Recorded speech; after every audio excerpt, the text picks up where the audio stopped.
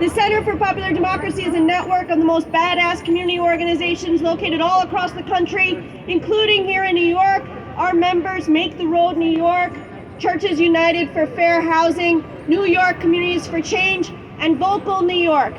I had the honor and privilege of being a co-founder and executive director of Vocal for 10 years, and I wanted to talk a little bit about them. The members of Vocal many of them are living with HIV and AIDS. One of the missions of Vocal is to end the AIDS epidemic.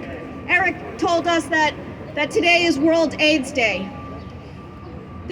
A bunch of members of Vocal are also people who are struggling with substance use disorder. And last week, a report came out that for the first time, the year before, we exceeded more than 100,000 deaths from overdose. There is an overdose epidemic, an opioid epidemic, and that's in the face of COVID and now the new variant. We are still living with HIV and AIDS. We are still dealing with the overdose epidemic, and we've got COVID. And you're telling me that Mount Sinai isn't providing safe staffing, isn't hiring more nurses? We need nurses more now than ever before.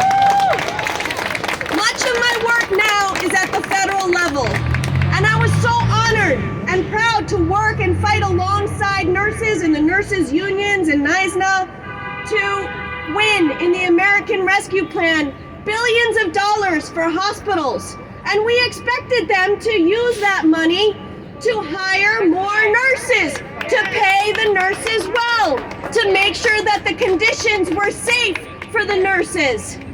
So you're telling me that Mount Sinai's CEO didn't do that, isn't doing that? No. That ain't right. That ain't right. One of the things that we're fighting for right now in this big bill, Build Back Better, is $16 billion for pandemic preparedness. And a big chunk of that is so that our nurses can actually have personal protective equipment, PPE, masks that don't have to be cleaned and reused among staff.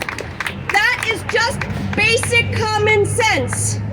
So I am here standing so proud with NYSNA to demand safe staffing. Mount Sinai, do better!